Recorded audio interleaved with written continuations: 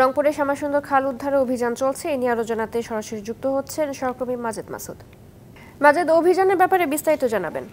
চৈতি, আমি এই মুহূর্তে রয়েছি রংপুর নগরীর যে শ্যামাসুন্দরী খালের পরিষ্কার পরিচ্ছন্ন অভিযান চলছে, সেই পরিচ্ছন্ন অভিযানের কাছেই রয়েছি। আপনি নিশ্চয়ই জানেন যে 1890 সালে রংপুর নগরীর ভিতর দিয়ে এই শ্যামাসুন্দরী খাল খনন করেছিল রাজা জানকী বল্লভ সেন। তার মায়ের নামে এই খাল খনন করেছিল। উদ্দেশ্য ছিল বায়ুবাহিত রোগ থেকে পরিত্রাণ এবং নগরীর জলাবদ্ধতা দূর করবার জন্য। তবে দখল, দূষণ আর ময়লার ভাগাড়ে রূপ নিয়েছে এই শ্যামাসুন্দরী। যে খাল ছিল 120 ফুট চওড়া এবং 40 ফুট গভীর, সেই খালটি এখন একবারে সরু নালায় রূপ নিয়েছে। নগরীর যে নগরবাসীর যে ময়লা বর্জ্য রয়েছে সব কিছুই এই খালের মধ্যেই রাখা হয়েছে।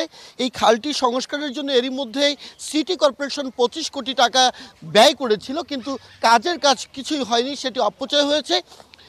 যেটি রংপুর নগরীর ফুসফুস বা লাইফলাইন হিসাবে পরিচিত এই শ্যামাসুন্দরী পুরো নগর জুড়েই মাকড়সার জালের মতো বিস্তৃত রয়েছে এই খালটি। কিন্তু খালটি দীর্ঘ সময় ময়লার ভাগাড়ে রূপ নেওয়ার কারণে এখন নগরীতে যেমন জলাবদ্ধতা বাড়ছে, ঠিক তেমনি বায়ুবাহিত যে রোগ, সেই রোগের প্রকোপও বাড়ছে। খালটি পুরোটাই মশা মাছির প্রজনন ক্ষেত্রে রূপ নিয়েছে। এ নিয়ে যখন গণমাধ্যমে ফলাও করে সংবাদ প্রচার হয়, তখন বিডি ক্লিন নামে একটি স্বেচ্ছাসেবী সংগঠন, তারা কিন্তু এই খালের পানি প্রবাহ ঠিক রাখার উদ্যোগ নিয়েছে।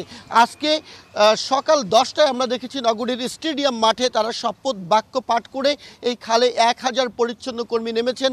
সকাল থেকেই তারা এই খাল পরিষ্কার পরিচ্ছন্ন করবার চেষ্টা করছেন। ঢালাইয়ে দৃঢ়তা, নির্মাণে নিশ্চয়তা, প্রিমিয়ার সিমেন্ট, ঢালাইয়ের রাজা। নগরীর মোট প্রায় 15টি স্থানে এই খাল তারা 1000-এরও বেশি পরিচ্ছন্ন কর্মী মিলে তারা কাজ করছেন।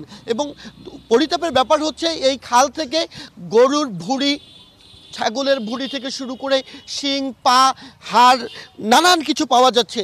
ময়লা বর্জ্য ব্যবস্থাপনার সব কিছুই যেন এই খালটির যেন কেন্দ্রবিন্দু হয়ে উঠেছে। আমরা যদি একটু বিডি ক্লিনের যারা এখানে কর্মী রয়েছেন এবং যারা এটি নেতৃত্ব দিচ্ছেন তাদের সাথে যদি কথা বলবার চেষ্টা করি, একটু জানতে চাই কি অবস্থায় এটি পরিচ্ছন্ন যে অভিযান চালাচ্ছেন, এখানে আসলে কি ধরনের বর্জ্য পেয়েছেন এবং কি অবস্থায় রয়েছে খালটি? আমি যদি এক কথায় বলি, বজ্র বলতে কি নাই এখানে, সেটা টিভি ভাঙা, আপনি যে গরুর ভুঁড়ি, মুরগির পচা, মুরগির একদম বাজারের যে মরা মুরগিগুলো ফেলেছে, এছাড়া মেডিকেল বজ্র, ইলেকট্রনিক্স বজ্র, কি নাই এখানে, সব কিছুই আছে।